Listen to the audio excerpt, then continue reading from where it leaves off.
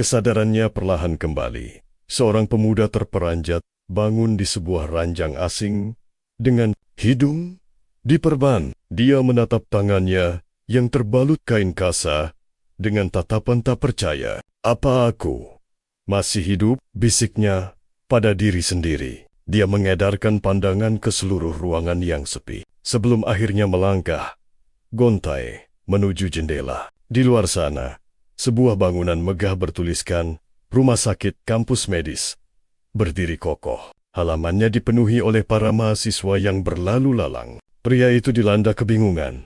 Seingatnya, dunia ini sudah hancur lebur. Saat menatap cermin, sebuah kenyataan menghantamnya. Dia telah kembali ke masa kuliahnya 10 tahun yang lalu. Tiba-tiba, sebuah layar sistem transparan muncul begitu saja di hadapannya. Notifikasi di layar itu menyatakan bahwa penggabungan kekuatan kerakusan telah berhasil. Dia meraih ponsel di meja, tanggal tertera di sana. 16 Mei 2157. Berdiri terpaku di tengah ruangan.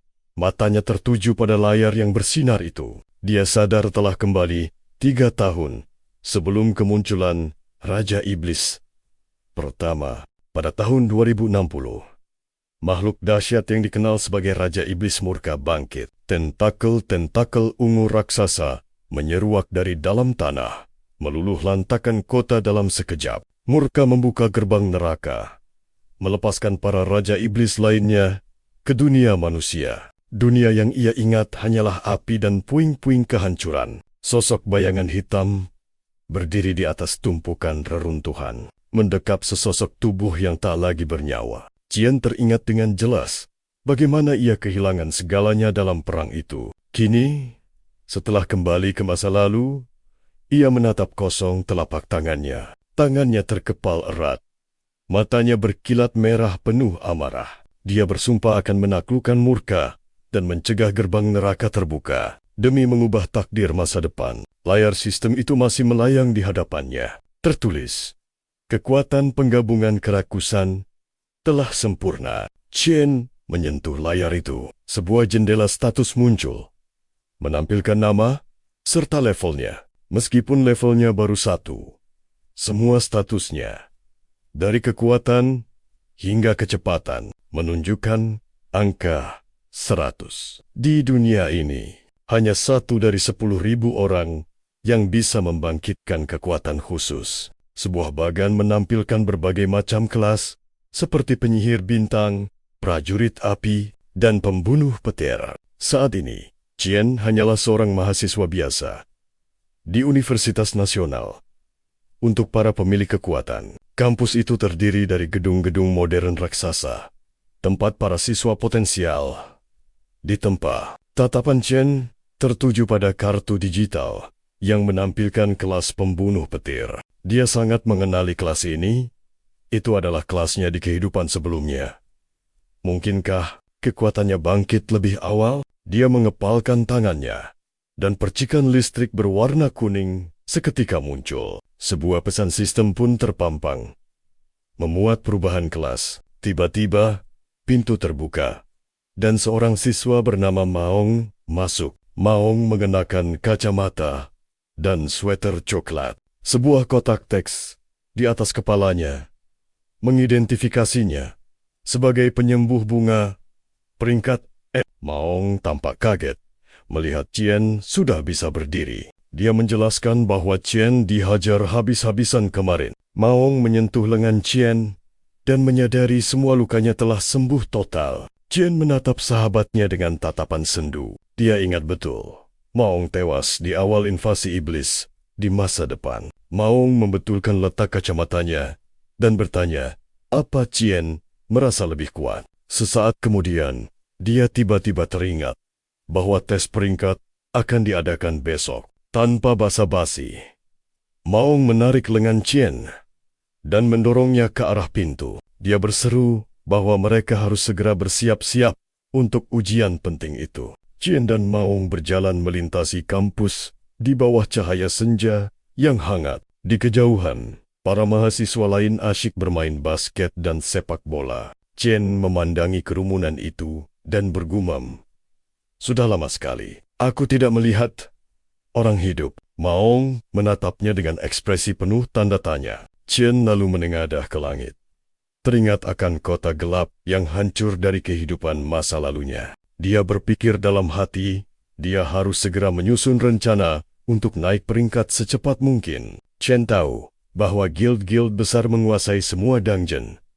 Mempersulit pemain solo untuk berkembang, dia melirik layar sistemnya yang menampilkan angka 100 di setiap kategori. Sebuah bagan menunjukkan peringkat dari E hingga S. Dia sadar, sebagian besar siswa tidak akan pernah bisa melampaui peringkat E seumur hidup mereka. Saat mereka asyik berjalan, sebuah bola basket melesat liar dan menghantam wajah Maong dengan telak. Maong langsung ambruk ke tanah sambil mengerang kesakitan. Chen menoleh dan melihat sekelompok mahasiswa berbadan kekar duduk di tangga batu. Seorang pria berkaus hitam tanpa lengan dengan kalung militer menyeringai sinis ke arah mereka. Dia berkata, dia kaget mereka bisa pulih secepat itu dari luka kemarin. Dia berkata kepada teman-temannya bahwa kedua pecundang itu ternyata cukup tahan banting. Sang pemimpin menatap mereka dengan tatapan merendahkan dan bertanya, kenapa mereka tidak membawakannya beberapa kardus minuman. Maong menundukkan kepalanya dan menawarkan diri untuk segera membelikan mereka minuman. Namun, Chen tetap berdiri tenang dengan satu tangan di saku celananya. Dia menahan Maong dan berkata bahwa ini bukan salah mereka. Menurutnya, para perundung itulah yang seharusnya meminta maaf. Saat menatap gerombolan itu, kepingan memori kelam dari masa lalu sontak menyeruak. Bayangan saat kepalanya ditenggelamkan paksa ke dalam wastafel. Chen meronta, paru-parunya serasa terbakar. Maong terduduk tak berdaya di lantai.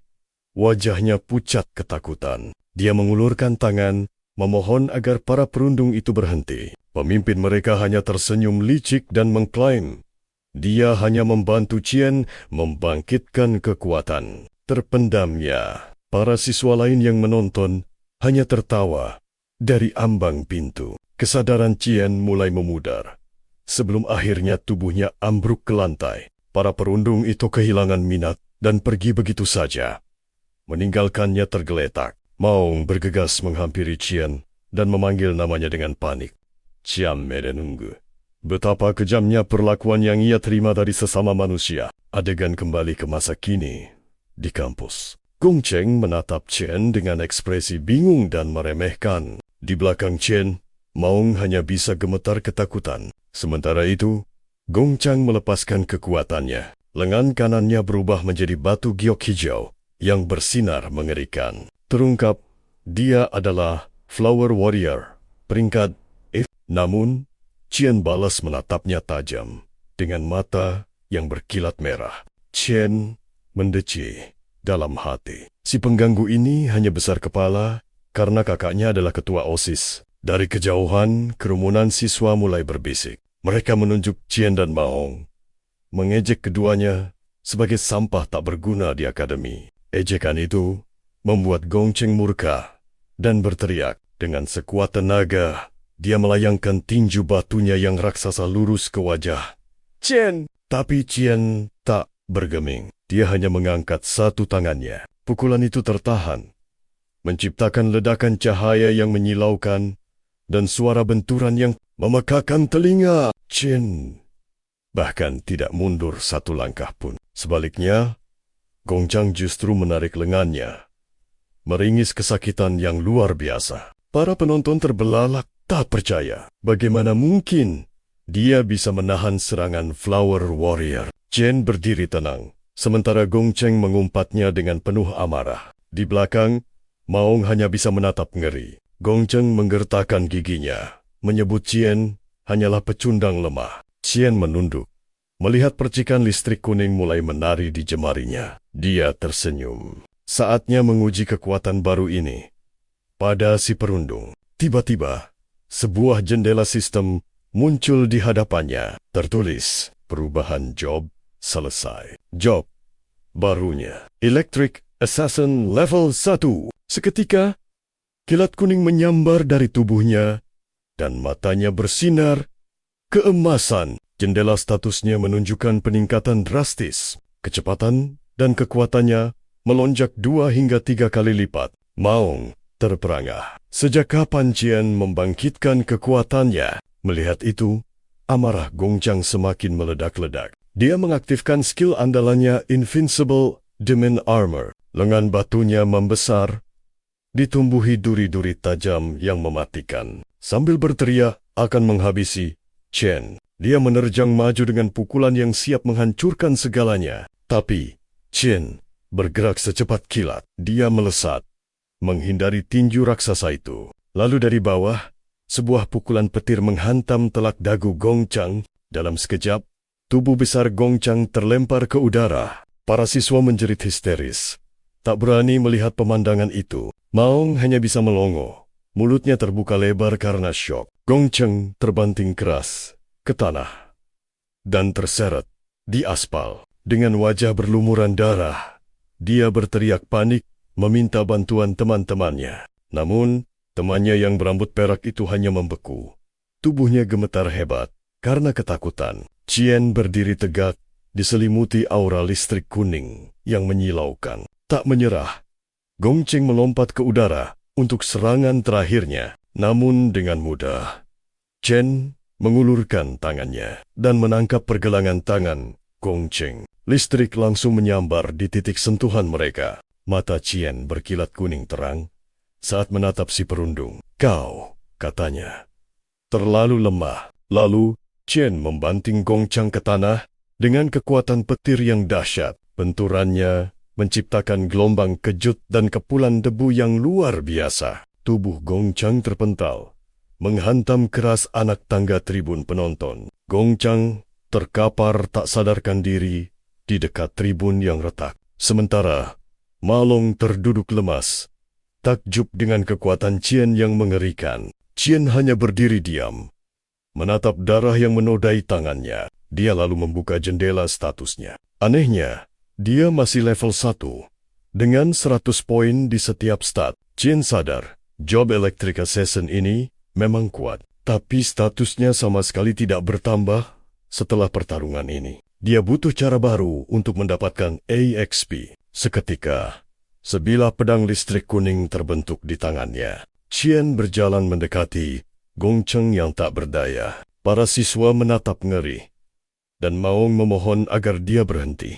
Tapi Chen tak peduli. Dia kini berdiri tepat di atas tubuh si perundung. Matanya bersinar tajam. Haruskah ia menggunakan cara kejam dari kehidupan masa lalunya untuk menjadi lebih kuat?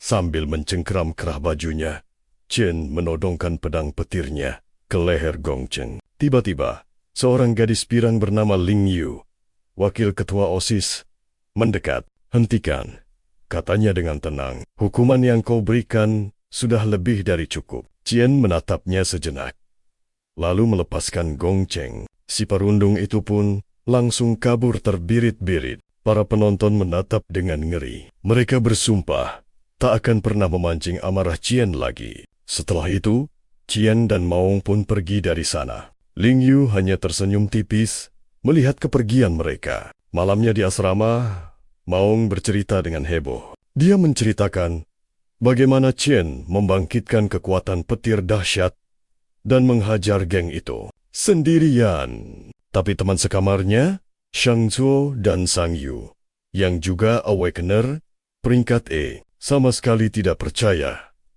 dengan cerita Maung. Shang Zuo bahkan menjita kepala Maung, menyuruhnya berhenti mengarang cerita. Menurutnya, jika Qian sekuat itu, dia tak mungkin masih latihan lari setiap hari. Mereka menyimpulkan Maung pasti berhalusinasi karena dipukuli terlalu keras. Tiba-tiba, Shang Tzu menciptakan bola energi merah kecil di telapak tangannya. Dia menyombongkan diri sebagai seorang core magician, satu-satunya kelas petarung sejati di kamar itu.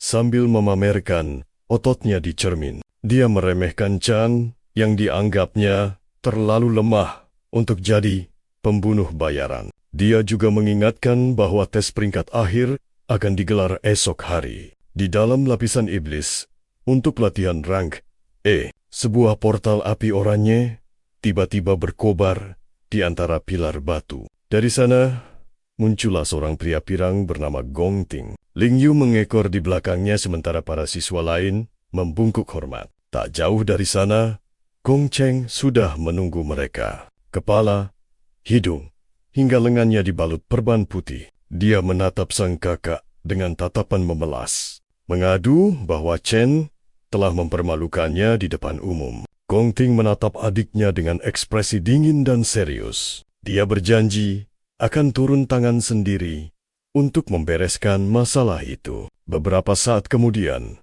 Gong Ting dan Ling Yu terlihat duduk di meja makan mewah. Gong Ting dengan tenang memotong sepotong steak di hadapannya. Ling Yu melaporkan bahwa hanya kurang dari 10 orang di sekolah yang berhasil mencapai rank D. Dia juga menekankan bahwa tidak semua orang punya akses istimewa ke lapisan iblis seperti Gong Ting. Di sisi lain, Chen justru tengah berlari menembus badai di kegelapan malam.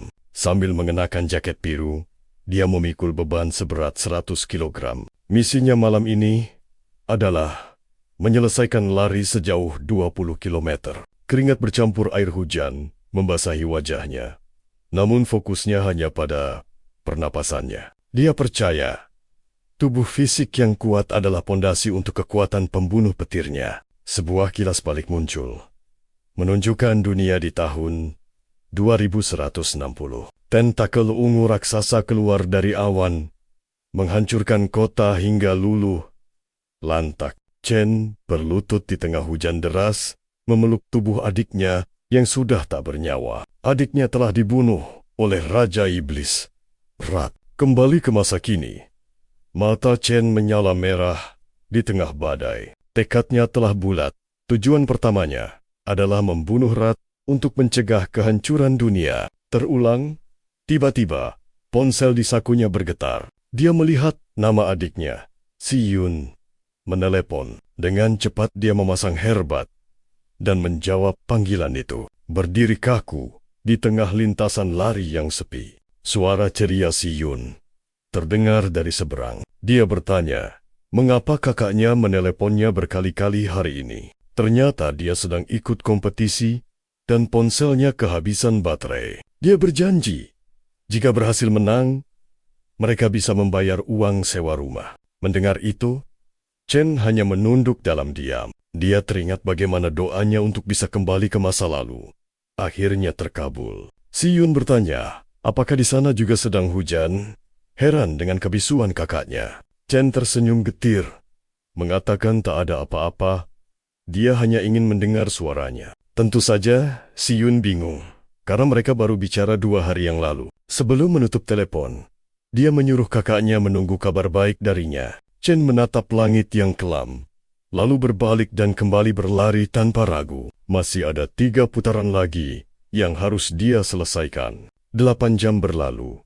Barulah dia kembali ke asrama. Di kamar mandi, Chen menatap pantulan dirinya di cermin yang beruap. Dia menyadari, meskipun tubuhnya sekarang jauh lebih muda dan secara fisik lebih lemah dari sebelumnya, dia perlahan-lahan mulai beradaptasi dengannya. Kemudian, Chen duduk di tepi ranjangnya. Mengenakan jubah hitam, dia merenung.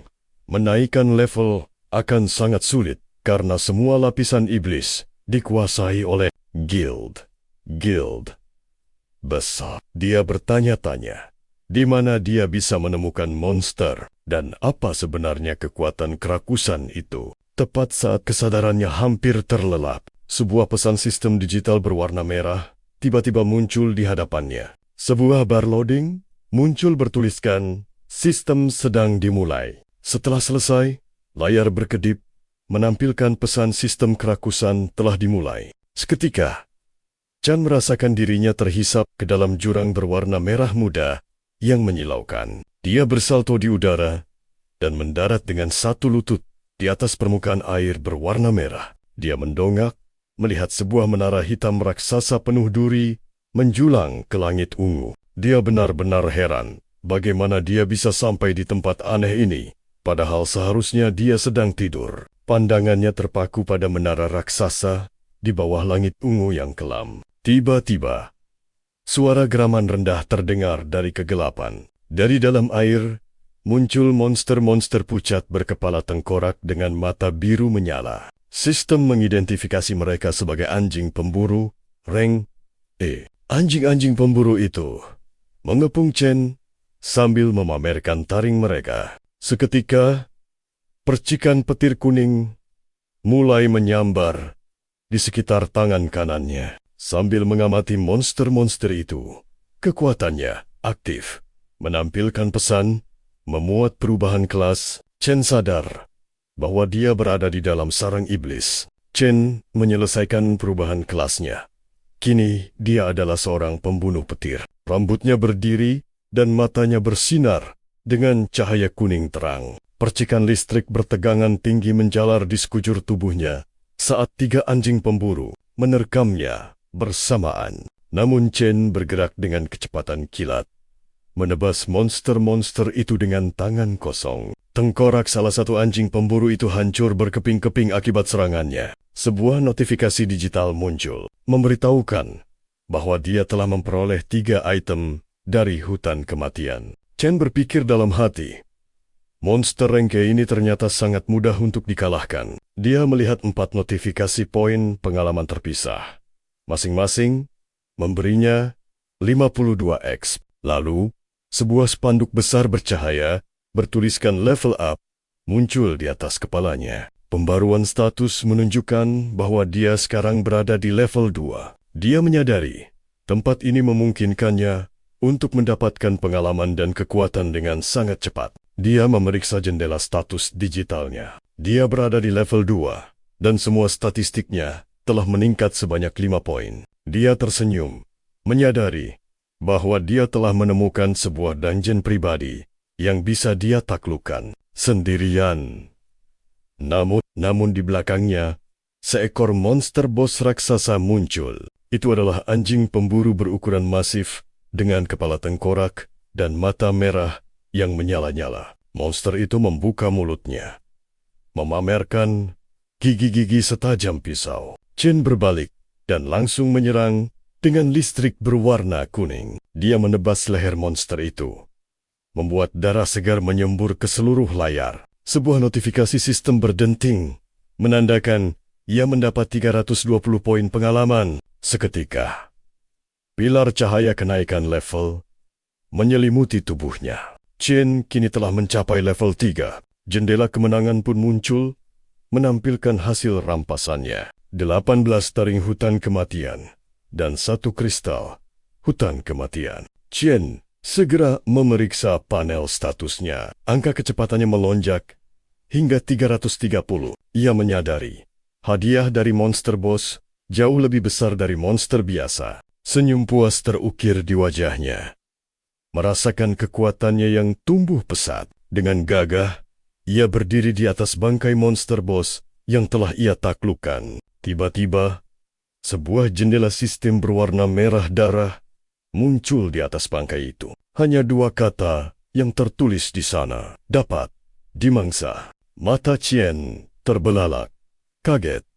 Mungkinkah inilah kekuatan sejati dari sistem kerakusan miliknya? Tanpa ragu, ia mengulurkan tangan kanannya ke arah mayat monster itu. Cahaya merah menyilaukan seketika terpancar dari telapak tangannya. Sebuah pusaran energi merah yang ganas terbentuk, mulai menghisap tubuh monster itu ke dalamnya. Chen mengepalkan tangan, merasakan kekuatan dahsyat mengalir di sekelilingnya. Sebuah notifikasi bertuliskan, selesai muncul di udara, dan di hadapannya, sebuah kartu bergambar monster boss tadi, kini melayang. Kartu itu memberinya kemampuan baru yang disebut fisik beku. Skill ini memberinya kekebalan terhadap hawa dingin dan meningkatkan pertahanannya secara drastis. Chen sungguh tak percaya. Seluruh tubuh monster raksasa itu kini telah terserap menjadi 1 kartu kecil ini. Kartu digital berwarna biru itu kini berada di genggamannya. Ia menatapnya dengan ekspresi serius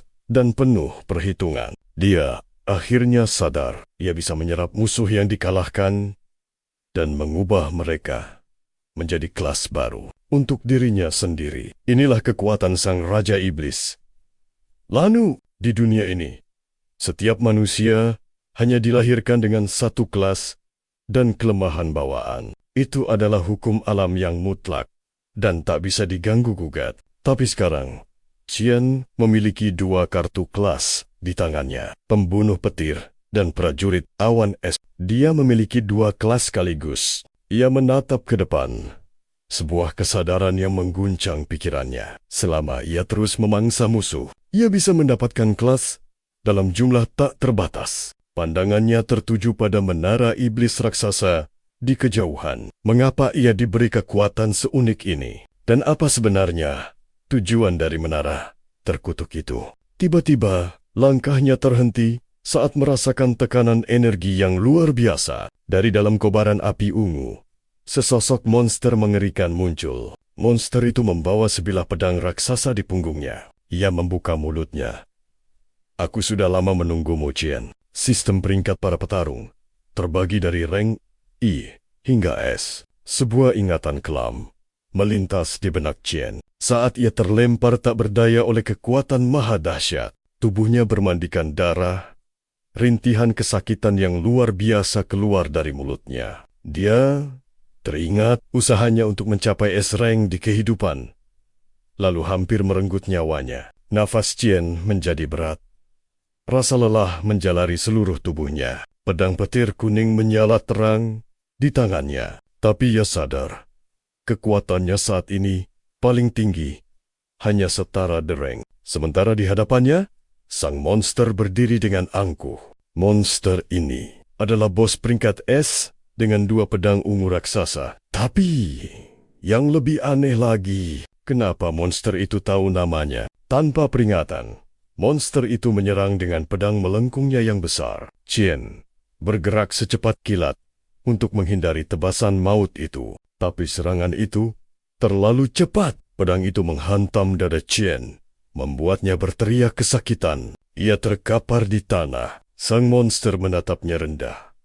Masih mau melawan? Dengan luka parah, Qian balas menatap dengan tajam. Ia tahu monster ini ingin dia menyerah dan tunduk padanya. Monster itu menawarinya untuk tinggal dan menjadi penjaga menara. Sebuah kesempatan langka, katanya. Tapi tatapan Qian justru semakin mengeras penuh tekad. Aku tidak akan pernah tinggal di tempat ini, teriaknya. Seketika, sebuah tebasan pedang energi ungu melesat ke arahnya. Darah segar muncrat dari bahu Qian. Ia menatap lukanya dengan ngeri. Wajah monster itu kini dipenuhi amarah yang membara. Pedang ungu itu teracung lurus ke arahnya. Aku sudah cukup bersabar, karena hanya kau yang bisa mencapai lantai ini. Dari lautan merah di sekitar mereka, tengkorak-tengkorak mengerikan mulai bermunculan. Qian berdiri sendirian di bawah langit yang diselimuti cahaya ungu yang mencekam. Sebuah jendela sistem muncul di udara, menunjukkan kekuatan dan stamina monster itu meningkat secara drastis. Bebatuan besar di sekitar mulai terangkat, melayang di udara karena energi monster itu. Ia pun memberikan ultimatum terakhir. Tetap di sini atau mati menjadi debu. Qian menggeretakkan giginya dengan marah. Dengan tatapan membara, ia menjawab, aku memilih untuk membunuhmu. Tubuh Qian berubah menjadi kilatan petir kuning, melesat maju dengan kecepatan luar biasa. Sang monster hanya tertawa, mengayunkan pedangnya. Tindakan yang konyol. Bebatuan di sekitar mereka hancur berkeping-keping saat kekuatan Qian dan monster itu beradu di tengah medan pertempuran yang tandus. Namun, sedari tadi, Qian tidak hanya bertarung membabi buta. Ia dengan cermat menganalisis setiap pola serangan lawannya. Ia menemukan sebuah celah. Ada jeda 0,4 detik sebelum monster itu mengayunkan setiap tebasan pedang ungunya. Dengan mengamati pergelangan tangannya, Qian bisa memprediksi arah serangan. Ia melompat ke udara, berhasil menghindari tebasan maut itu. Qian menemukan kelemahan fatal lainnya. Setelah menyerang, monster itu membutuhkan waktu 0,2 detik untuk memulihkan posisinya. Di momen singkat itulah, sang monster benar-benar tak berdaya. Qian memusatkan seluruh energi petirnya dan melesat maju untuk menyerang. Tangannya yang dialiri listrik petir yang menyilaukan menghantam lurus ke tengah dada sang monster. Ledakan petir kuning yang dahsyat meletus, berhasil menembus pertahanannya. Sebuah notifikasi muncul di atas kepala monster itu. Lumpuh. Chen tahu, dengan kekuatannya saat ini, ia belum bisa membunuh musuh peringkat es. Jadi, ia akan menggunakan momen berharga ini untuk melarikan diri. Dia melepaskan kekuatan Dewa Petir, menyelimuti tubuhnya dengan kilat kuning yang menyilaukan, dan meningkatkan kecepatannya hingga 10 kali lipat. Dia melesat menuju seberkas cahaya kecil di kejauhan. Dia yakin bahwa cahaya itu adalah satu-satunya jalan keluar dari dimensi ini. Chen melompat ke udara, namun cahaya itu lenyap seketika. Dia mendarat di atas tanah merah.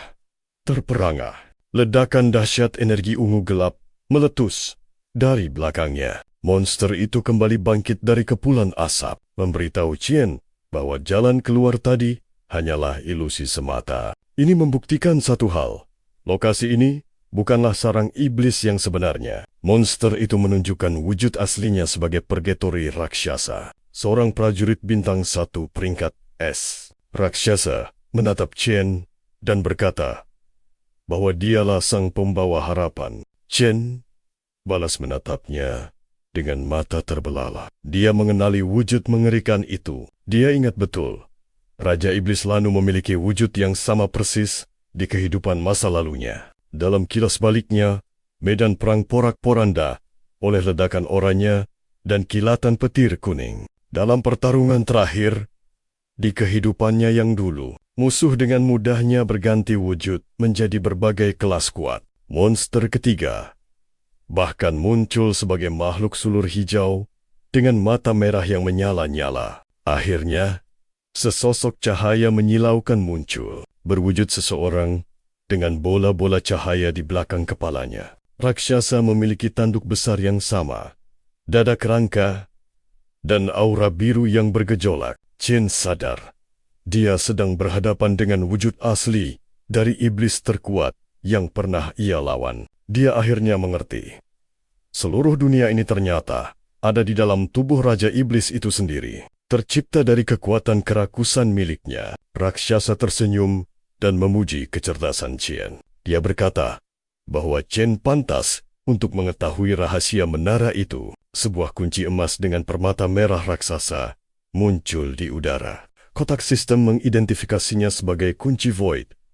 Peringkat S. Deskripsinya menyatakan, ini adalah satu-satunya jalan untuk membuka menara iblis. Raksasa menggenggam kunci itu di tangannya yang bercakar. Raksasa menjelaskan bahwa mantan Raja Iblis, Lanu, telah melahap iblis-iblis kuat yang tak terhitung jumlahnya di masa lalu. Dia mengungkapkan bahwa iblis terkuat kini tersegel di dalam menara. Purgatory Raksasa kemudian menawarkan kunci emas itu padanya. Chen meraih kunci void itu, sembari bertanya, mengapa monster itu memilih untuk membantunya. Raksasa pun menjelaskan motifnya. Dia berkata bahwa para Raja Iblis lain telah membantai seluruh rasnya hanya untuk memuaskan kerakusan mereka. Dia menyatakan telah menanti selamanya demi kesempatan untuk balas dendam. Dia menatap Chen dan berkata bahwa sosok misterius itu benar,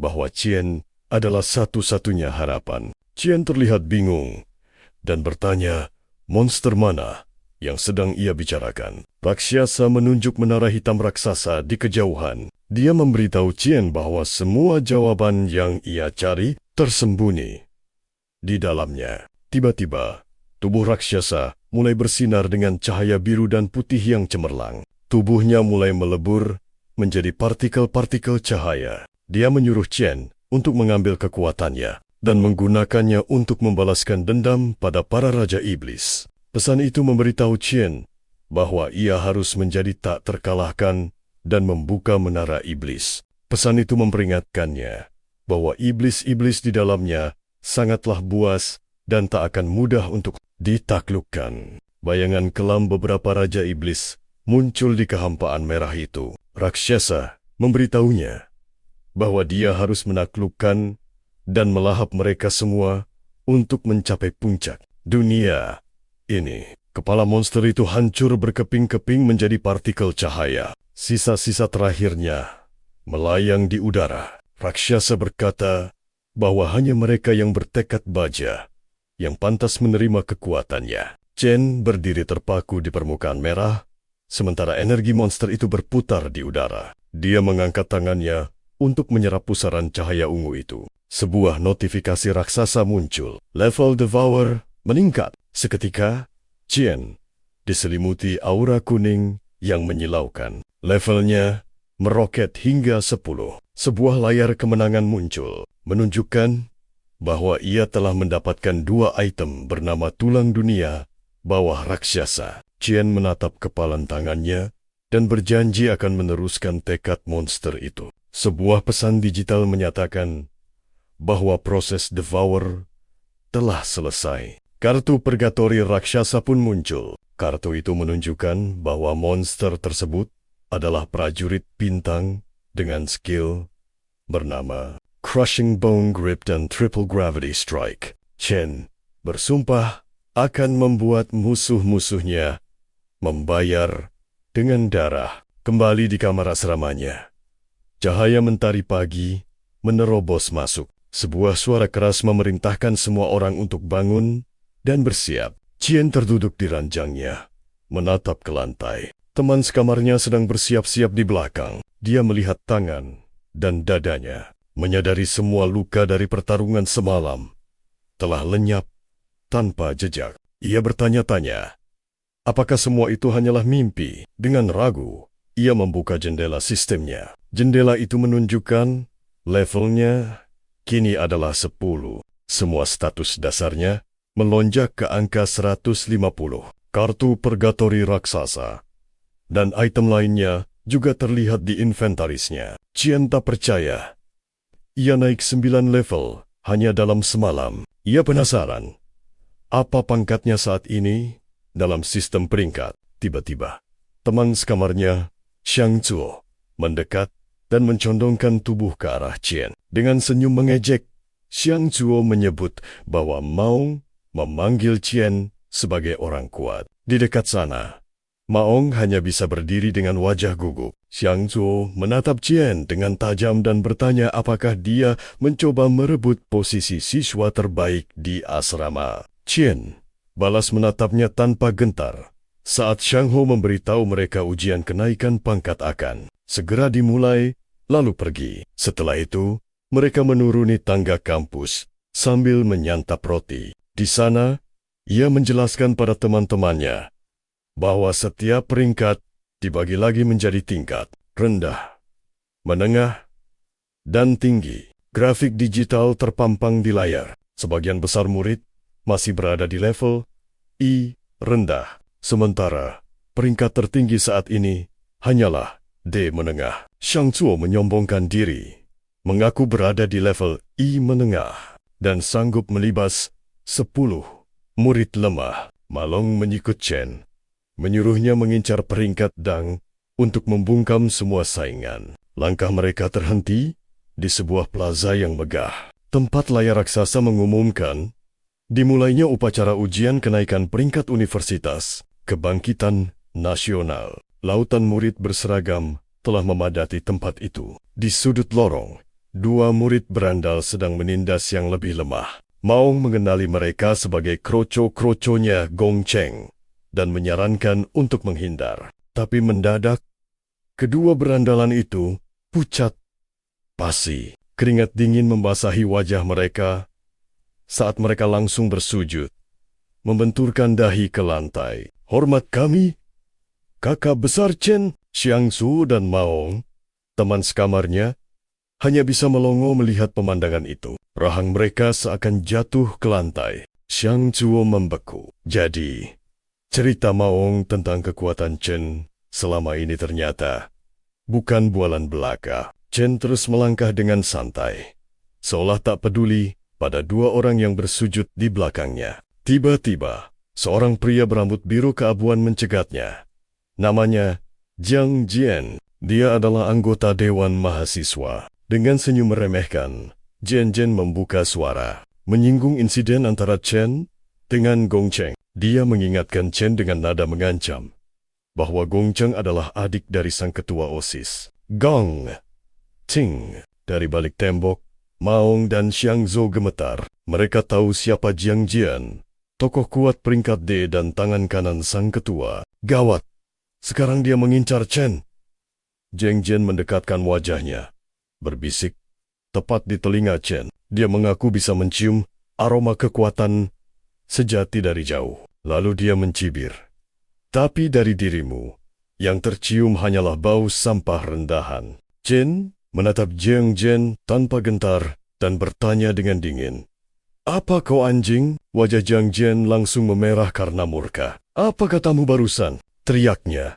Matanya melotot dan urat lehernya menonjol. Saat suasana memanas, sebuah suara mengintervensi. Hentikan, ujar Gong Ting yang melangkah maju. Aku sudah menyelidiki pertarungan itu. Dia mengakui dengan tegas bahwa adiknya, Gong Cheng, yang memulai masalah, dan dia pantas menerima akibatnya. Chen dan Gong Ting saling bertatapan tajam. Udara di antara mereka terasa berat, seolah dua kekuatan besar sedang mengukur satu sama lain. Di panggung utama, seorang pembawa acara berseru, penilaian akan segera dimulai. Semua murid harap naik sesuai nomor identitas kalian. Sementara itu, di puncak sebuah gedung pencakar langit, dua siluet misterius sedang mengamati.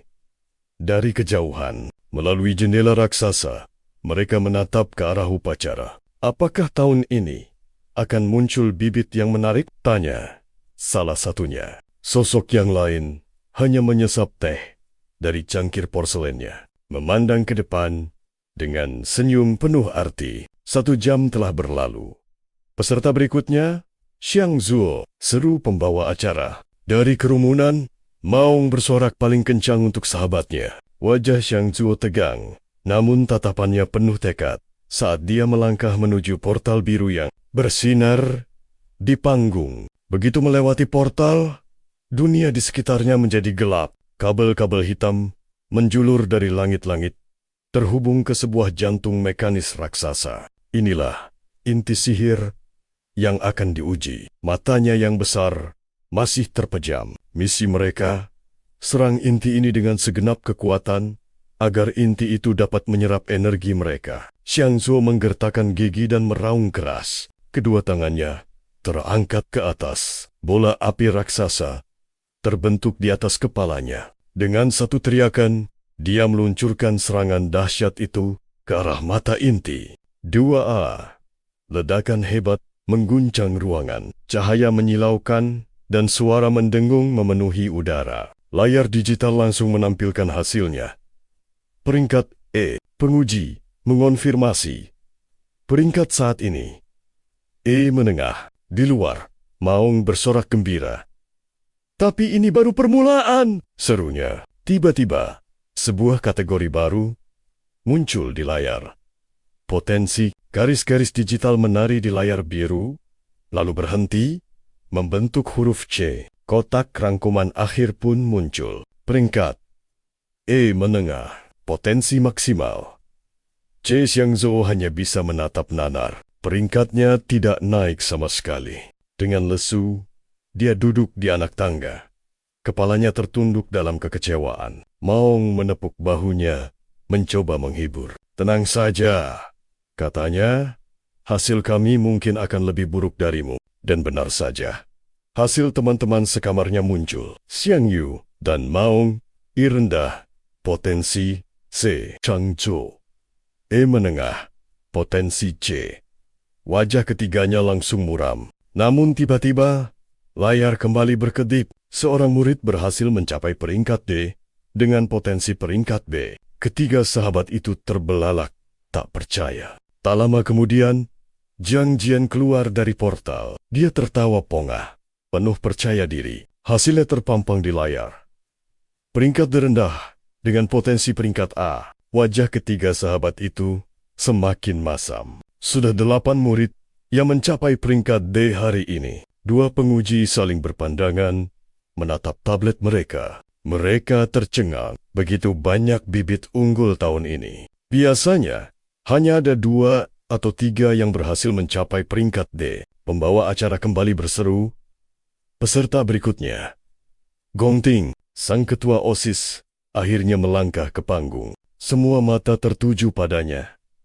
Menahan napas saat dia memasuki portal penilaian. Dia dikenal sebagai pewaris guild terkuat sekaligus murid terbaik. Rumor beredar, 2 tahun lalu, ia sudah mencapai peringkat D. Semua orang pun bertanya-tanya, akankah sang jenius memecahkan rekor sekolah? Di dalam ruangan yang gelap, sebuah jantung mekanis berdetak kencang, mata birunya terbuka. Seolah menyambut sang penantang, Gong Ting mengulurkan tangannya ke arah inti energi itu. Namun, ia memutuskan untuk menahan sebagian kekuatannya. Kekuatan sejatinya, ia simpan untuk pertarungan kelulusan. Demi menciptakan kesan yang lebih dahsyat, meski menahan diri, tujuannya tetap sama, menjadi yang teratas di sekolah.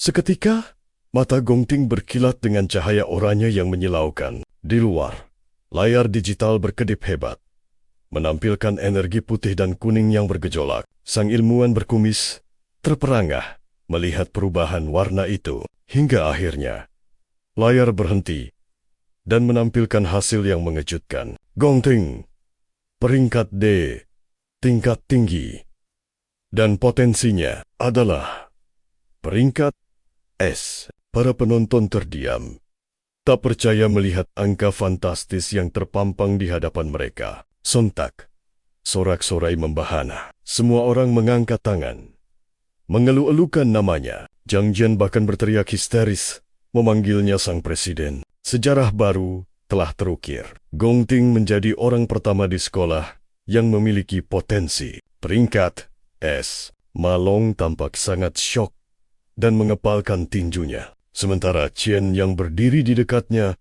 tetap tenang tanpa ekspresi. Di atas panggung, para ilmuwan berdiskusi dengan serius. Mereka harus segera melaporkan berita ini ke atasan, karena potensi peringkat S adalah aset negara yang sangat langka dan wajib dilindungi. Gong Ting melangkah keluar dari area portal, disambut tepuk tangan dan sorak-sorai yang meriah dari para siswa. Jauh di puncak gedung pencakar langit, kepala sekolah bertanya pada Ling Yu, apakah dia datang untuk melihat kehebatan Gong Ting? Ling Yu menatap keluar jendela dan berkata bahwa dia datang bukan hanya untuknya. Ia menyatakan bahwa sosok yang lebih menarik perhatiannya adalah Sek Chen. Tepat pada saat itu, nama Qian dipanggil untuk penilaian peringkatnya. Jung Zhen menghampirinya dengan tawa mengejek. Dia menyuruh Sek Chen untuk merapikan kamar asramanya dan menyebut teman-temannya sebagai sekumpulan pecundang. Amarah Maung meledak.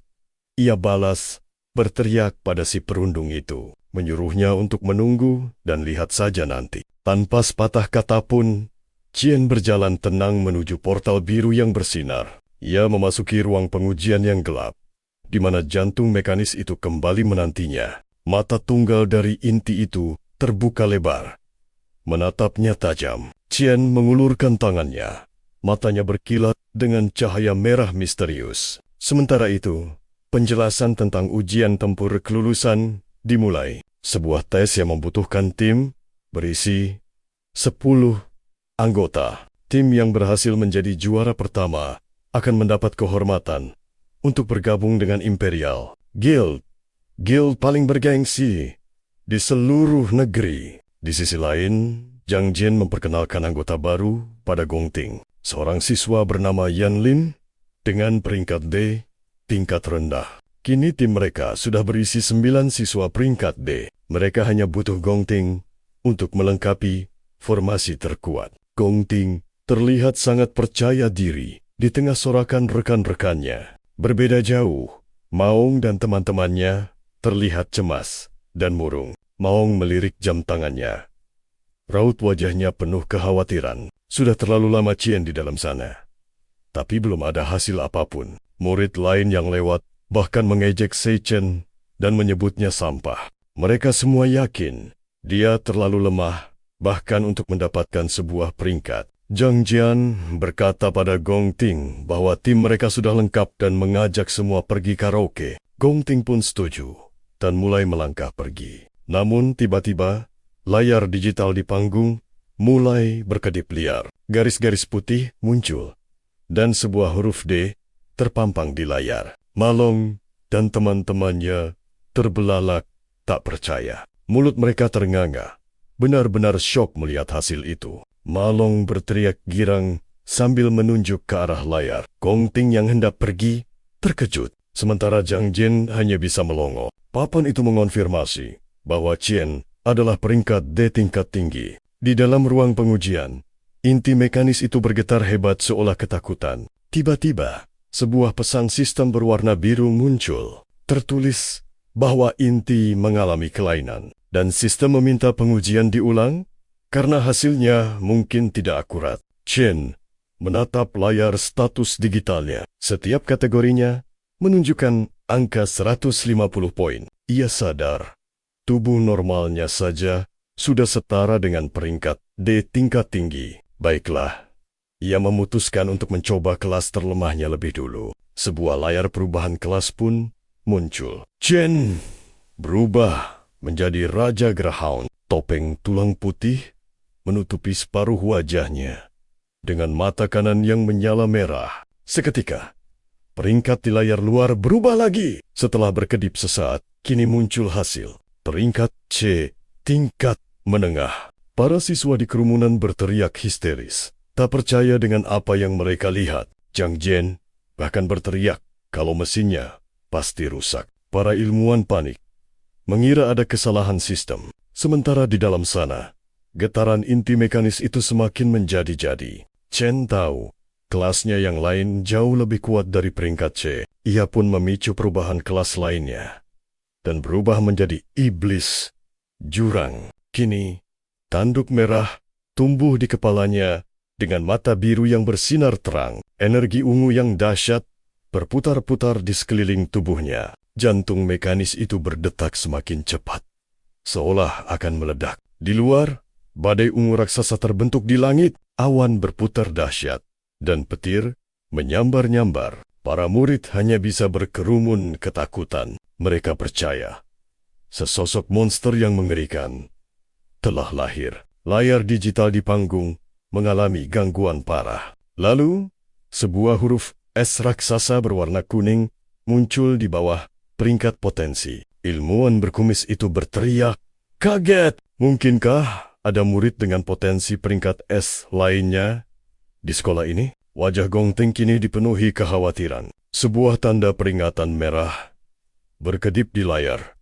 Bertuliskan, "Kesalahan sistem." Sebuah pesan menyatakan bahwa sistem tidak dapat menentukan peringkat karena kekuatan yang dikeluarkan terlalu besar. Pekikan Zhang Jian menggema dengan mata terbelalak dan mulut menganga. Tiba-tiba, ledakan dahsyat mengguncang seluruh ruang pengujian. Api dan energi biru melahap seisi panggung. Kedua ilmuwan itu bergegas panik, menembus kepulan asap. Mereka berteriak panik. Inti sistem mengalami overload, dan mereka harus segera memeriksa tingkat. Bahayanya! Mata Chen berkilat dalam cahaya sayan yang menyilaukan saat ia mengaktifkan skill miliknya. Simbol heksagon hijau digital muncul di atas kepala para siswa, melabeli mereka sebagai rank A. Tatapannya beralih pada Gong Ting, di mana sebuah heksagon merah muda menandakan peringkat C, tingkat menengah. Chen menyadari, bahkan sang ketua pun masih menyembunyikan kekuatan sejatinya. Para ilmuwan mengumumkan bahwa penilaian peringkat terpaksa ditunda dan akan dilanjutkan esok hari. Maong dan Xiang Zhu bersorak gembira, memuji kehebatan Chen. Namun, dari arah lain, Jung Zhen menghampiri mereka dengan aura penuh amarah. Dia membentak Chen, menuding-nuding dengan wajah yang hanya berjarak beberapa senti. Dia menyalahkan Chen karena telah merusak mesin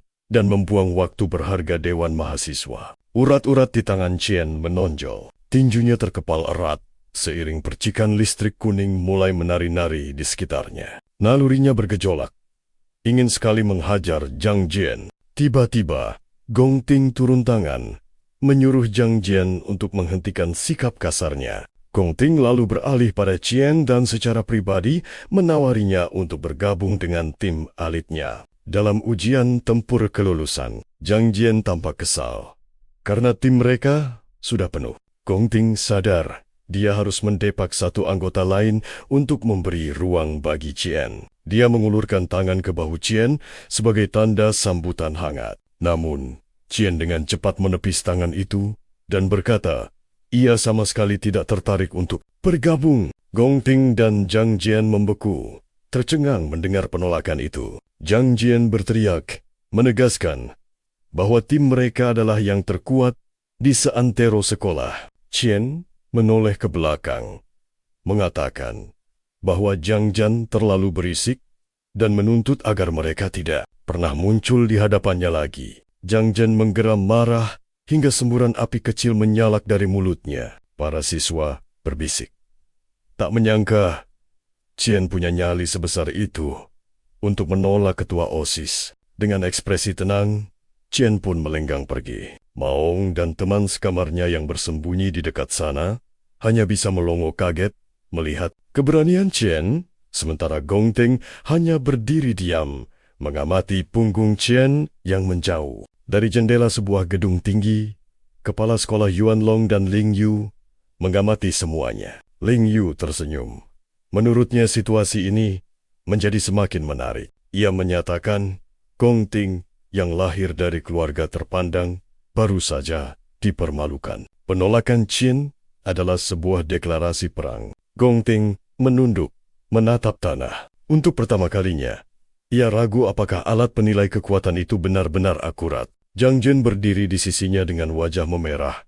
Karena marah, dia menawarkan diri untuk memberi Qian pelajaran. Gong Ting menatapnya dengan tajam dan bertanya, apakah Zhang Jian menganggap dirinya serendah itu? Gong Ting lalu berbalik dan berkata pada timnya bahwa dia sudah tidak mood untuk pergi karaoke. Dia berkata pada Zhang Jian bahwa apapun tindakannya setelah ini, itu bukan lagi tanggung jawabnya. Senyum licik langsung terukir di wajah Zhang Jian. Dia senang karena baru saja mendapat lampu hijau. 10 menit kemudian, seorang siswa berambut perak melaporkan bahwa Qian telah meninggalkan sekolah untuk pulang. Zhang Jian meremukkan kaleng soda biru di bawah kakinya. Raut wajahnya menunjukkan kalau dia sudah tidak sabar untuk menyergap Qian di luar kampus. Qian berjalan santai di sepanjang jalan dengan hirbat putih terpasang di telinganya.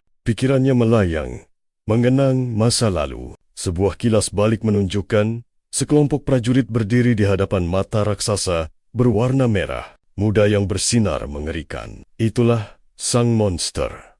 Murka, tentakel-tentakel raksasa berwarna coklat dengan puluhan mata merah menyembul dari tanah, menghancurkan guild mereka dalam sekejap. Sechan menjelaskan bahwa Murka akhirnya telah turun ke dunia manusia. Kembali ke masa kini, Qian berdiri di atas jalanan yang retak. Dia sudah punya rencana untuk menemukan lokasi Murka. Tapi dia butuh modal yang tidak sedikit untuk memulainya. Kakinya berhenti di depan sebuah bangunan besar, bergaya klasik, dengan papan nama bertuliskan Myethyl Monster Exchange. Dia pun melangkahkan kakinya masuk ke dalam gedung Myethyl Monster Exchange. Dia kini berdiri di sebuah ruangan yang dipenuhi berbagai macam senjata. Dia meletakkan beberapa taring monster yang tajam di atas meja layanan. Seorang petugas menatap taring-taring itu dengan bingung. Pegawai wanita lainnya yang bernama Nona Li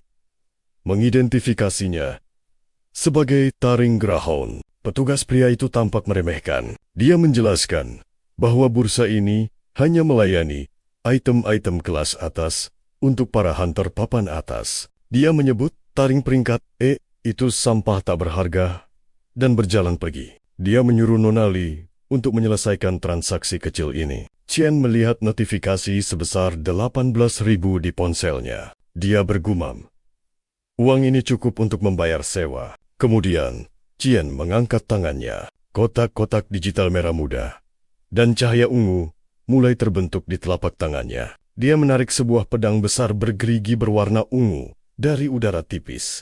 Dia menatap senjata yang bersinar terang di tangannya. Dia yakin pedang besar itu adalah item langka peringkat A. Si petugas tadi mengejek Nonali, mengatakan bahwa senjata peringkat A harganya jutaan dan sangat langka. Tiba-tiba, seorang pria bernama Chingsi memasuki ruangan. Matanya terpaku pada pedang itu dan berkata pada si petugas bahwa equipment itu bukanlah kelas A atau B.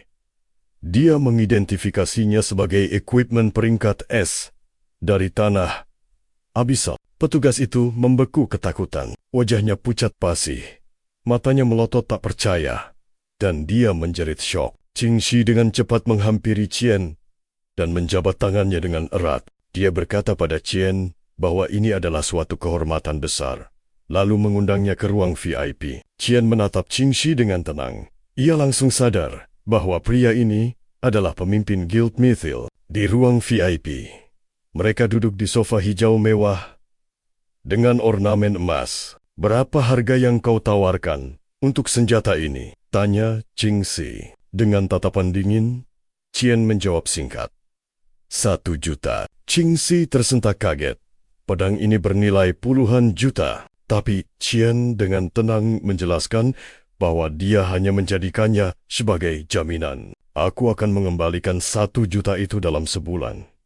Janjinya tegas. Chingsi tertegun, terkesan dengan ketenangan dan kepercayaan diri pemuda di hadapannya. Qian duduk santai di sofa mewah, menyesap minumannya. Chingji mengamatinya lekat-lekat, berpikir, anak ini bukan orang sembarangan. Aku akan melunasi pinjaman dalam 1 bulan.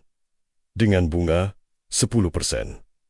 Tawar Qian. Chingsi memberi isyarat pada Nonali untuk pergi, agar mereka bisa bicara berdua. Sambil membenarkan letak kacamatanya, seulas senyum tipis terukir di bibir Chingsi. Dia sudah tahu, Qian adalah mahasiswa dari Universitas Kebangkitan Nasional. Dia tahu bahwa ujian kelulusan akan diadakan 1 bulan lagi, dan hadiah utamanya tepat 1 juta. Waktu dan jumlahnya semua sangat pas dengan rencana Qian. Chingsi sadar, pemuda ini benar-benar terdesak oleh kebutuhan uang. Karena itu, dia mengajukan tawaran yang lebih menarik. Aku akan memberimu pinjaman tunai 0,5 juta. Sekarang juga, dan tanpa bunga untuk bulan pertama. Lanjutnya, Chingsi lalu berdiri dan mengulurkan tangannya pada Qian. Aku ingin kita menjadi rekan, ucapnya. Qian hanya diam mendengarkan, sementara Chingsi berjanji akan merahasiakan percakapan mereka. Dengan senyum seorang pebisnis, Chingsi meminta Qian untuk selalu menggunakan fasilitas exchange miliknya di masa depan. Qian menatap ketua serikat itu, terkesan dengan analisisnya yang tajam. Dia sadar, untuk menghapus murka Raja Iblis, dia butuh sekutu yang bisa diandalkan. Di tengah ruangan yang terang benderang itu, kedua pria itu saling menjabat tangan, menyegel sebuah kesepakatan baru. Tangan Chingsi menyentuh sebuah gulungan sihir, dan seketika segel kuning melingkar bersinar terang dengan percikan energi magis. Sebuah notifikasi muncul di ponsel Qian, mengonfirmasi transfer 1,5 juta. Lalu, senjata apa yang akan kau pakai untuk ujian? Sekarang pedang rank S milikmu ada padaku? Tanya Chingsi. Dia bahkan menawarkan untuk meminjamkan Qian peralatan rank A atau rank B dari gudangnya. Tidak perlu, jawab Qian singkat. Dia mengangkat tangan kirinya, dan partikel digital berwarna merah muda mulai terbentuk di udara. Dari partikel itu, muncullah sebuah pedang besar ungu keabuan, yang bentuknya identik dengan pedang pertama. Qian menggenggam senjata yang bersinar itu dengan santai, sementara Chingsi dan para asistennya hanya bisa ternganga tak percaya. Qian melangkah keluar dari toko dengan tenang. Di belakangnya, Chingsi memutuskan untuk mempromosikan Nonali atas pelayanannya yang luar biasa. Sebuah taksi membawa Qian ke terminal bus. Dia berdiri di luar gedung besar itu, dan kenangan masa lalu kembali muncul saat dia hanyalah seorang pekerja non-awakened yang kesulitan. Adiknya, Seyun, berusaha menghiburnya. Saat mereka menatap saldo rekening yang hanya tersisa $15,60. Chen teringat saat adiknya menatap surat penerimaan dari Institut Seni Bergengsi, sebelum akhirnya merobek surat itu. Berkeping-keping, sambil menangis, dia berkata ingin tetap bersama kakaknya. Lamunannya buyar saat ini, ketika sebuah teriakan kakak terdengar. Chen menoleh dan melihat seseorang berlari ke arahnya. Tanpa pikir panjang, Chen langsung memeluk adiknya dengan sangat erat. Sang adik terkejut. Matanya membelalak. Chen tersenyum lembut, tapi Ciun justru memukul dadanya dengan kesal. "Apa kakak bertingkah aneh? Gara-gara perempuan?" tanyanya. Chen hanya tertawa, lalu mengambil alih koper kuning besar milik adiknya. Di bawah langit yang cerah, mereka berjalan berdampingan. Ciun berceloteh penuh semangat, sementara Chen hanya menatapnya dengan senyum hangat. "Di kehidupan ini, aku bersumpah akan melindungimu," bisiknya dalam hati. Adegan pun berganti ke sebuah gang gelap, tempat Zhang Jian berdiri dikelilingi pria-pria bertopeng. Dia menatap peta, jarinya menunjuk ke satu rute. Ini jalan yang akan dilewati Chen untuk pulang, bersembunyi, dan tunggu saat yang tepat untuk menyerang, perintahnya. Dia teringat kata-kata Chen yang menyuruhnya untuk diam. Zhang Jian menggeram marah. "Aku akan menghancurkanmu, Chen. Jadi, kau tidak akan pernah bisa ikut ujian kelulusan." Wajahnya membiru saat dia mengeluarkan belati bergerigi yang berpendar. "Dasar orang sok suci," desisnya sambil tertawa jahat. Sementara itu, Chen dan Ciun masih berjalan santai. Sambil meminum susu kotaknya, Ciun bertanya, "Kakak stres karena ujian kelulusan?" "Ya, santai saja," katanya mencoba menghibur. Ciun lalu mulai menyanyikan sebuah lagu ceria tentang percaya pada diri sendiri. Chen menatap adiknya, berpikir betapa pria seringkali membangun dinding emosi untuk menyembunyikan perasaan. Mereka pun melanjutkan perjalanan. Dari gang gelap terdekat, Zhang Jian dan anak buahnya mengintai. Dia tertawa sinis. "Hari ini kita beruntung. Tidak ada kamera di gang ini." Tiba-tiba, langkah Chen terhenti. Matanya menajam, merasakan sesuatu yang tidak beres. Dia bisa mencium aroma familiar. Anggota dewan siswa yang bersembunyi. Tatapannya mengarah ke sudut jalan yang gelap, menangkap beberapa siluet. Chen merogoh sakunya, mengeluarkan sepasang hirbat nirkabel. Dengan lembut, dia memasangkannya di telinga sang adik. "Akhir-akhir ini kakak sering mendengarkan lagu ini," ujarnya. Ciun tersenyum, memejamkan mata, dan menikmati musiknya. Chen melangkah maju, memposisikan diri di depan adiknya. Matanya kini bersinar dengan aura biru yang dingin. Zhang Jian dan gerombolannya keluar dari kegelapan. Panel digital muncul di atas kepala mereka, menunjukkan Zhang Jian rank D dan yang lainnya rank E. Di belakang, Ciun masih asyik mendengarkan musiknya. Sekilas, Chen teringat saat dia kehilangan adiknya di tahun 2160.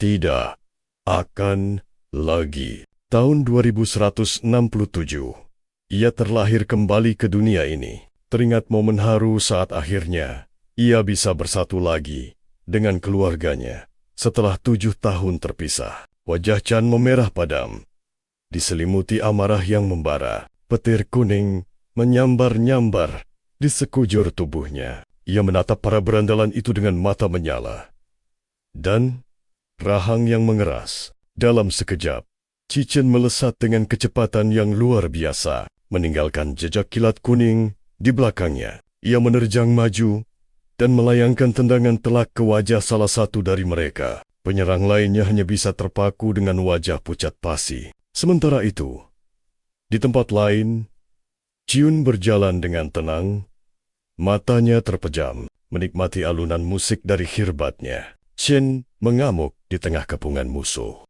Setiap pukulan dan tendangannya merobohkan beberapa orang sekaligus. Ia dengan lincah menghindari ayunan tongkat, lalu membalas dengan tendangan yang membuat lawannya terpental. Lengan penyerang lain ia cengkeram, dan terdengar suara tulang yang patah. Jeritan kesakitan menggema di gang sempit itu. Tanpa ampun, Ci Chen menghantamkan pukulan keras tepat ke wajahnya. Dampaknya menciptakan ledakan dahsyat dengan suara boom. Mereka berkeringat dingin dan gemetar, bertanya-tanya, bagaimana Chen bisa sekuat itu? Ia terus merangsek maju, menghajar para penyerang satu persatu. Melihat itu, Zhang Jian berteriak marah dan menerjang ke arah Chen dengan sebilah pisau bergerigi. Namun, ia disambut dengan sebuah pukulan dahsyat yang dialiri listrik, mendarat telak di wajah Zhang Jian. Tubuhnya terhempas ke trotoar, menciptakan kepulan debu tebal,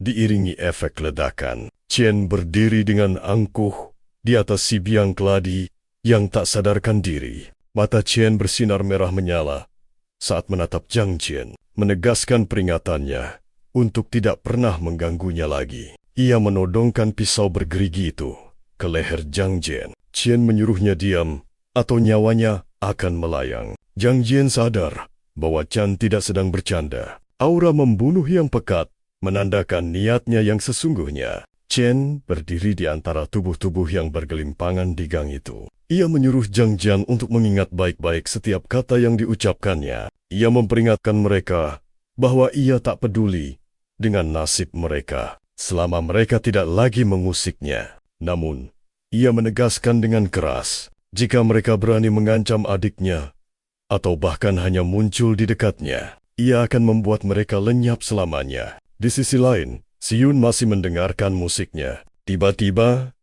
air mata mulai menetes saat ia meresapi lirik lagu itu. Ia bertanya-tanya, mengapa lagu itu terasa begitu menyedihkan dan membuatnya kesepian, seolah-olah kakaknya telah melalui penderitaan hebat selama mereka berpisah. Chen berdiri di jalan, lalu menyodorkan sebuah kotak kecil berwarna merah kepada Ciun. Saat dibuka, di dalamnya ada sebuah pena emas yang berkilauan. Ciun menatap hadiah itu dengan terkejut. Chen hanya tersenyum tenang, menyembunyikan tinjunya yang berlumuran darah. Sementara itu, di gang tadi, Jung Zhen dan anak buahnya masih terkapar di tanah. Mereka terluka parah dan berteriak meminta ambulans. Beberapa saat kemudian, di rumah, Si Yun mencoba menggunakan pena emas itu untuk menggambar di udara. Ajaib! Seekor ikan merah muda bercahaya muncul dari udara dan berenang-renang di dalam ruangan. Sementara itu, Sei Chen duduk di meja kecil sambil menyantap semangkuk ramen. Ia memberitahu Ciun bahwa sewa rumah sudah lunas untuk setahun penuh. Chen tersenyum dan berkata bahwa ia telah menemukan pekerjaan paruh waktu yang bagus. Chen duduk di meja dengan senyum lembut di wajahnya. Ciun menatapnya penuh kasih sayang dan meletakkan tangannya di bahu sang kakak. Akhirnya, mereka bisa berbagi momen bahagia bersama di rumah mereka. Adegan kemudian beralih, memperlihatkan Gong Ting yang berdiri sendirian. Siluetnya terpantul di antara air yang bercahaya dan ikan-ikan yang berenang. Direktur dari kantor ketenagakerjaan menghampirinya untuk membahas hasil penilaian terbaru. Gong Xuan melihat ikan itu dan memastikan bahwa Chen adalah seorang awakener peringkat C. Dia menyoroti fakta bahwa Sek Chen kini adalah satu-satunya mahasiswa di universitas dengan peringkat lebih tinggi darinya. Gong Wan kemudian menyinggung bahwa ada sebuah posisi kosong yang perlu diisi. Dia meyakinkan pamannya untuk tidak khawatir, mengklaim bahwa ia belum menggunakan kekuatan penuhnya selama tes peringkat. Gong Ting bersumpah untuk membuktikan bahwa dialah siswa terkuat yang sebenarnya. Sementara itu, di kamar nomor 23, asrama pria Universitas Nasional Awakener, Chen berdiri di bawah pancuran air, merenungkan langkahnya ke depan. Pikirannya tertuju pada piala emas dan hadiah uang $1 juta untuk ujian kelulusan. Ia juga teringat akan kemitraan barunya dengan ketua guild, Qing Shi. Malamnya, Chan berbaring di tempat tidurnya, mencoba untuk tidur. Saat ia terlelap, sebuah pesan sistem-sistem kerakusan aktifkan muncul. Tiba-tiba Sechan mendapati dirinya kembali berada di sebuah gurun merah. Di hadapannya, berdiri sebuah menara iblis raksasa yang menjulang, menembus awan ungu. Ia pun memeriksa jendela statusnya. Levelnya kini mencapai 10 dan masuk dalam peringkat pembangkit tenaga laut tingkat menengah. Di tangannya, sebuah kunci peringkat SSS dari kehampaan bersinar terang. Ia penasaran tentang apa yang ada di dalam menara iblis itu. Ia mendekati gerbang batu yang besar dan mengarahkan kuncinya. Cahaya putih dan ungu yang menyilaukan terpancar saat gerbang itu terbuka. Sebuah pusaran energi ungu raksasa memenuhi ambang pintu. Chen melangkah melewati portal dan tiba di dunia yang benar-benar baru. Daerah itu disebut Gurun Bintang Jatuh. Tiba-tiba, Chen merasakan tekanan yang luar biasa. Ia dipaksa berlutut, merasakan sesak napas yang menyiksa. Ia mengerang kesakitan saat menyadari bahwa gravitasi di lokasi ini 10 kali lebih kuat dari yang ada di bumi. Di puncak bukit, sesosok bayangan ungu muncul. Dialah sang singa hantu, monster prajurit bintang peringkat B dengan mata putih yang menyala-nyala. Di bawah tekanan gravitasi 10G yang menghimpit, Chen justru berhasil memicu pergantian kelasnya. Dia bangkit sebagai pembunuh petir level 10. Sebilah pedang petir kuning terbentuk di tangannya. Dan dengan sigap, dia melesat maju, siap menyerang. Sasarannya adalah leher sang monster. Namun, sebuah notifikasi digital muncul, menampilkan kata miss dengan huruf besar. Sistem memberitahunya, serangan mematikan dan efek kelumpuhan. Semuanya gagal. Mata Chen terbelalak tak percaya. Tanpa jeda, sang singa hantu membalas serangan. Monster itu menerkam Chen, lalu dengan brutal membantingnya ke tanah berbatu menggunakan cakarnya yang tajam. Chen akhirnya sadar betapa kuatnya monster di menara ini. Dia tak punya pilihan lain. Saatnya beralih ke kelas Purgatorium Rosasa. Jendela status baru pun muncul, menampilkan statistik dan kemampuannya.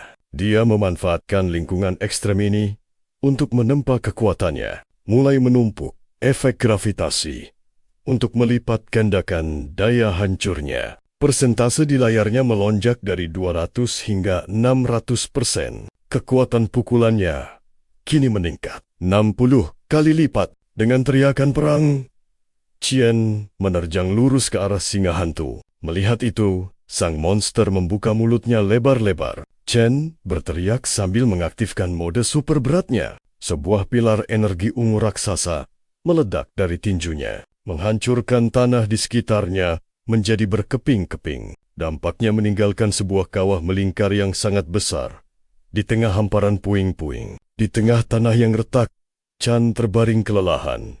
Napasnya terengah-engah. Lalu, sebuah notifikasi sistem muncul. Dia mendapatkan 12.000 poin pengalaman. Tak lama, notifikasi lain muncul, mengumumkan kenaikan levelnya ke level 11. Dia sadar, setiap bintang di kartu kelasnya adalah pengganda kekuatan. Kelas Purgatorium Rosasa miliknya memiliki 11 bintang, sementara kelas pembunuh petirnya hanya memiliki 9. Dia sadar, kelas-kelas ini jauh melampaui batas kekuatan peringkat B. Chen berdiri gagah di atas sisa-sisa singa hantu yang berpendar ungu. Sistem pun mengidentifikasi monster itu sebagai mangsa yang bisa diserap. Dia pun mengulurkan tangannya, menyerap energi monster itu. Di kejauhan, sebuah gerbang cahaya ungu yang megah berdiri kontras dengan langit malam yang penuh bintang. Tiba-tiba, sebuah pusaran kegelapan terbuka di kejauhan. Dari dalamnya,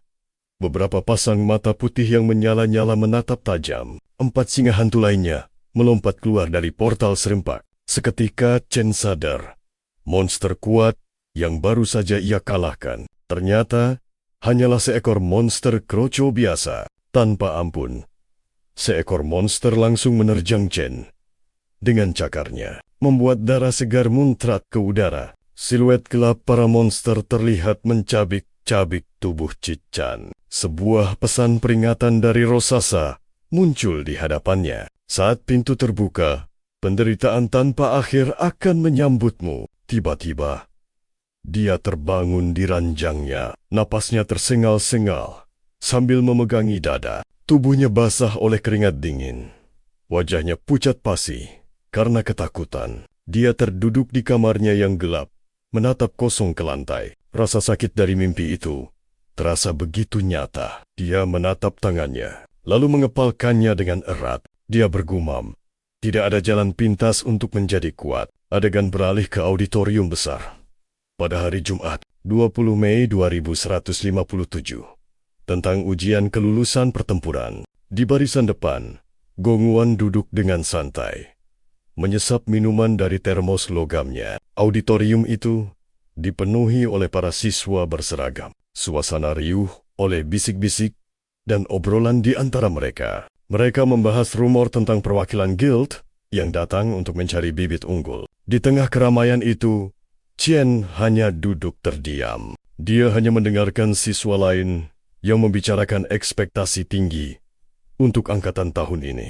Gong Wan pun mulai berbicara dari atas podium. Para siswa serempak mengangkat pergelangan tangan untuk memeriksa layar mereka. Sebuah daftar biru muncul di udara menampilkan pembagian tim. Xiang So, Maong, Xiang Yu, dan Chi Chan. Nama mereka tercantum dengan peringkat resmi rendah. Malong berteriak, tak percaya. Dia menatap Chen, mempertanyakan kenapa peringkat temannya bisa serendah itu. Seketika, siswa di sekitar mulai menunjuk dan menertawakan Chen.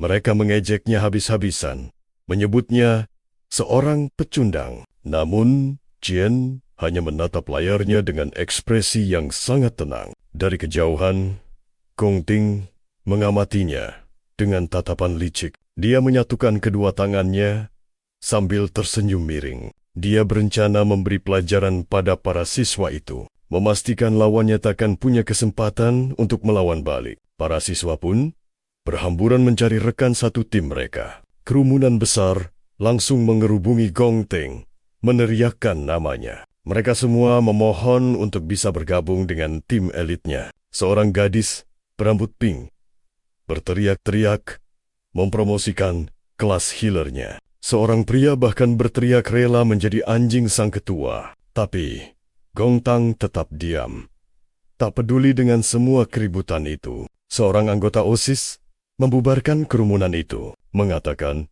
bahwa slot yang tersisa hanya untuk satu orang. 30 menit pun berlalu. Kelompok-kelompok siswa mulai terbentuk. Gelang di pergelangan tangan mereka menyala hijau, menampilkan pesan, tim telah terbentuk. Hanya Chen dan ketiga teman sekamarnya yang masih berdiri sendiri. Mereka menatap pergelangan tangan masing-masing. Tim mereka hanya beranggotakan 4 orang. Malong terlihat panik dan berkeringat. Dia mengeluh bahwa aturannya butuh 5 orang dan pemimpin peringkat D tinggi. Dia yakin pihak sekolah sengaja mengincar asrama mereka. Namun Chi Chen hanya menatap lurus ke depan. Dia tahu, semakin banyak anggota tim, maka monster yang muncul juga akan semakin banyak.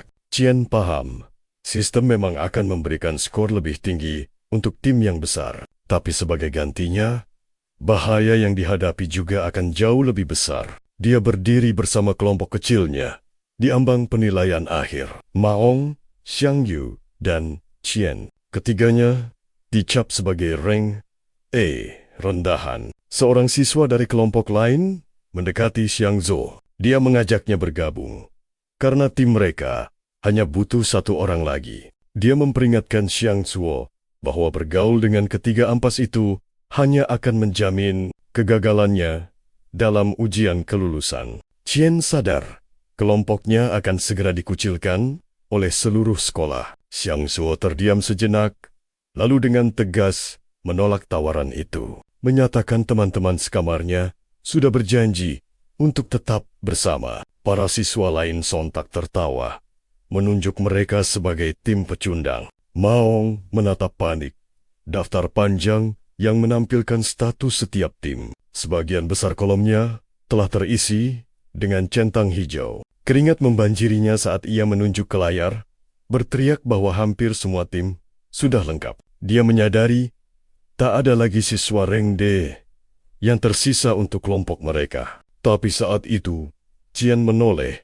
Matanya mulai bersinar dengan cahaya sayan misterius saat ia mengaktifkan kemampuan barunya. Sementara itu di sebuah kantor yang gelap, Gongwan duduk sendirian, merencanakan cara licik untuk melindungi reputasi Gonging dengan memanipulasi data penilaian. Kembali ke auditorium yang besar, Qian berdiri tegak dan membangkitkan kekuatannya. Notifikasi perubahan kelas muncul. Sambaran petir kuning raksasa meledak dari tubuhnya. Matanya kini bersinar dengan cahaya keemasan yang begitu menyilaukan. Sang direktur dan para ilmuwan hanya bisa terbelalak melihat ledakan kekuatan itu. Maong menunjuk ke arah Qian, berteriak tak percaya. Kini, Qian berdiri di tengah ruangan, dikelilingi oleh aliran listrik yang menari-nari di lantai. Dia menjelaskan bahwa tradisi sekolah mengizinkan siswa untuk memulai tantangan langsung demi menunjukkan kekuatan sejati mereka. Qian menatap tajam Gong Ting yang membalasnya dengan tatapan sedingin es. Qian tahu, mengalahkan siswa terbaik sekolah adalah satu-satunya cara untuk membuktikan nilainya dan memaksa yang lain satu tim dengannya di ujian akhir. Tiba-tiba, Ling Yu berdiri di ambang pintu.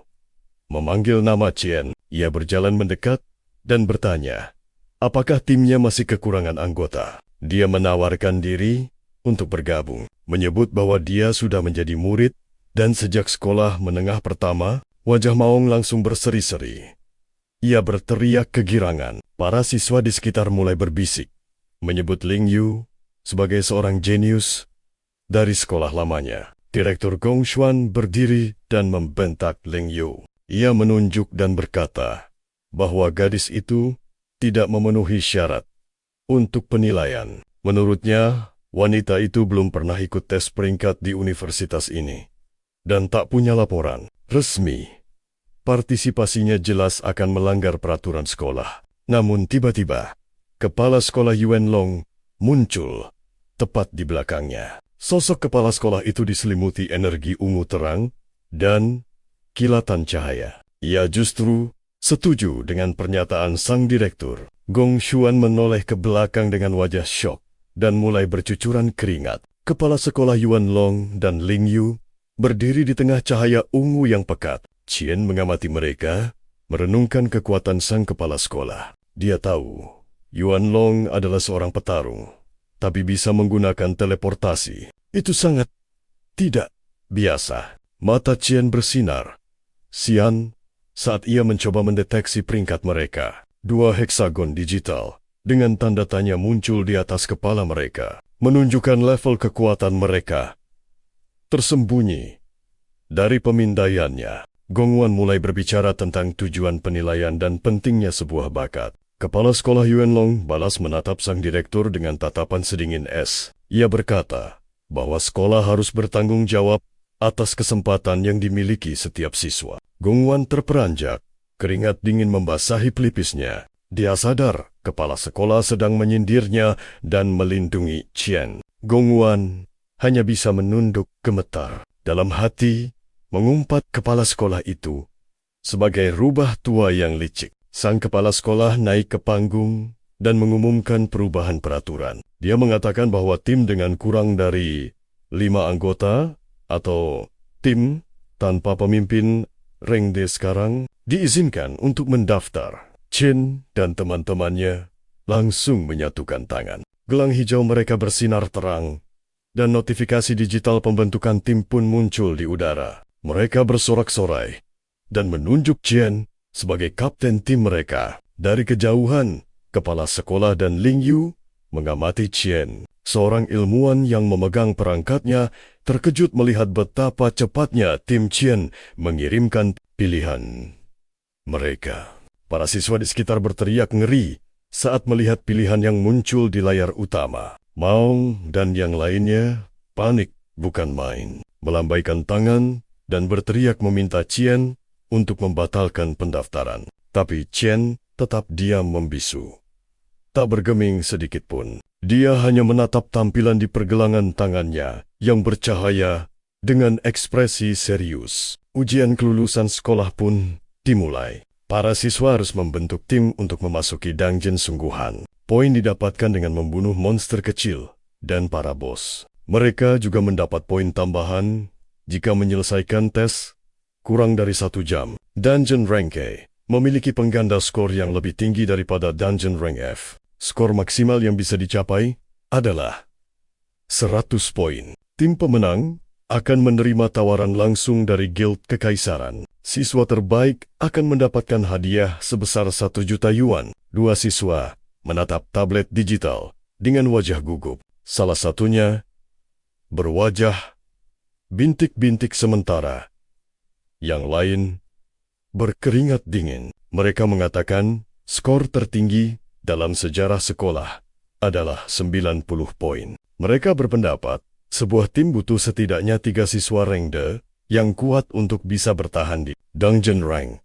Di sisi lain, Gong Ting duduk bersama tim elitnya yang besar. Mereka semua tampak sangat percaya diri. Tiba-tiba, sebuah notifikasi muncul di layar. Seorang siswa berkacamata menatap layar dengan mata terbelalak. Sebuah pengumuman mengejutkan seisi aula.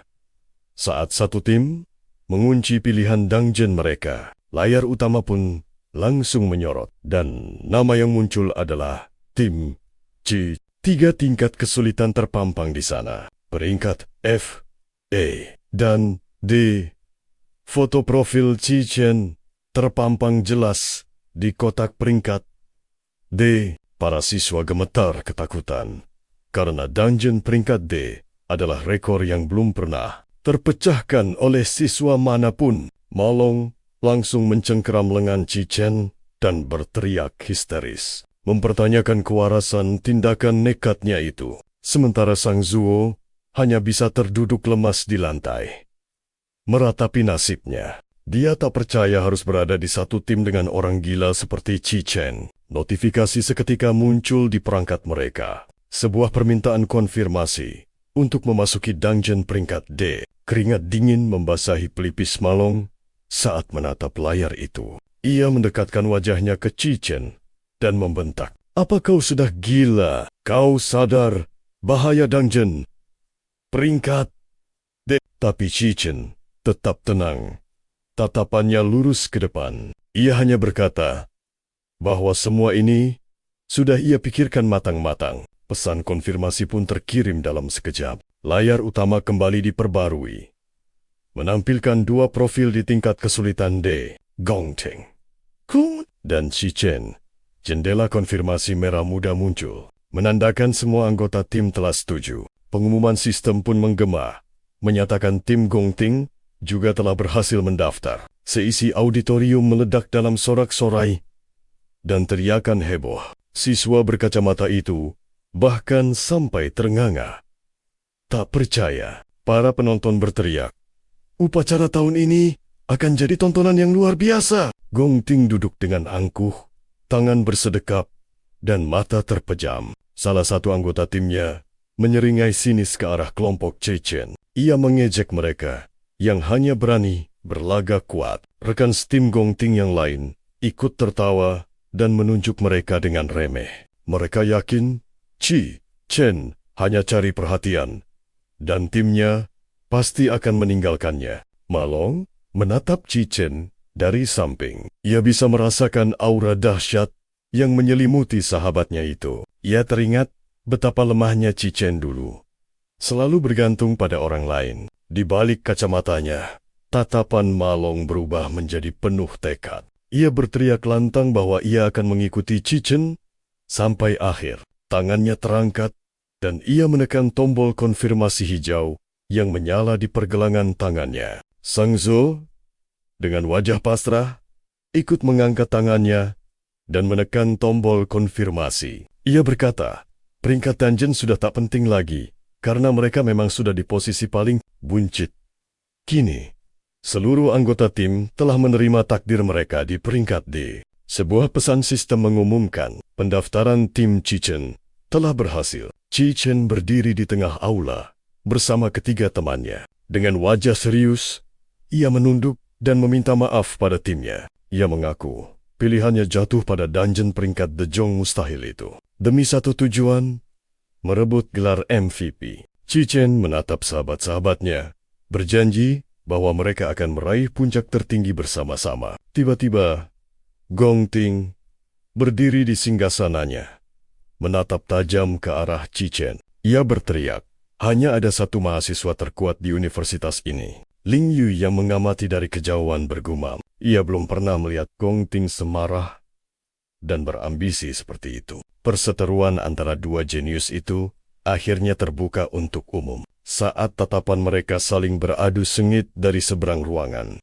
Sementara itu, kepala sekolah Yuan Long hanya tersenyum tipis penuh arti. Ling Yu menunduk berpikir, menyatakan bahwa tindakan Chi Chen ini terlalu gegabah. Peringkat F mendapat pengali 1,5 kali, peringkat E 2 kali, sedangkan peringkat D pengalinya 3 kali lipat dengan skor maksimal 150 poin. Lampu peringatan merah berkedip-kedip di bawah pilihan kelas D. Ling Yu yakin, tim Chi Chen yang hanya berempat tak akan sanggup menaklukkannya. Yuan Long bergumam, waktu yang tersisa hanya 1 bulan menuju ujian pertempuran di ruang simulasi tahun 2245. Di dalam sana, para siswa elit dengan pelindung mata canggih terlihat berlatih melawan monster digital. Energi biru dan ledakan merah memenuhi ruangan. Saat mereka mengasah kemampuan dalam lingkungan yang aman, Yuan Long hanya berharap tim Chi Chen setidaknya bisa menunjukkan pertarungan yang layak. Kembali ke stadion, Chi Chen berdiri dengan tenang, sementara ketiga temannya terkapar, muntah di lantai dan tangga. 17 hari tersisa sebelum ujian dimulai. Malong, yang basah kuyup oleh keringat, tampak sangat kelelahan. Ia bertanya pada Chi Chen, mengapa mereka harus latihan fisik alih-alih memakai simulator monster. Chi Chen menjawab, latihan simulasi tidak ada artinya di dunia nyata. Ia menjelaskan, rasa takut yang sesungguhnya akan melumpuhkan mereka saat pertama kali masuk dungeon. Chi Chen menegaskan,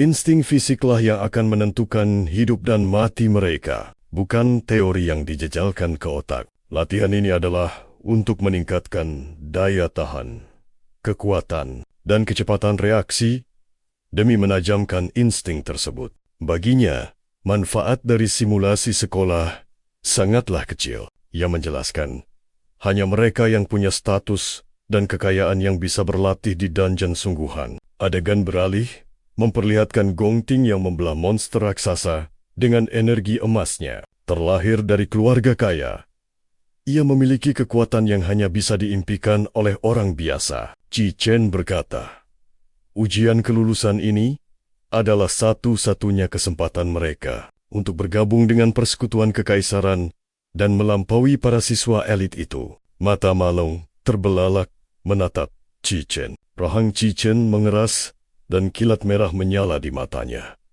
Penuh tekad yang membara. Di hadapan seluruh timnya, ia mengikrarkan sebuah sumpah dengan tatapan membara bahwa kemenangan dalam kompetisi ini mutlak akan mereka rebut.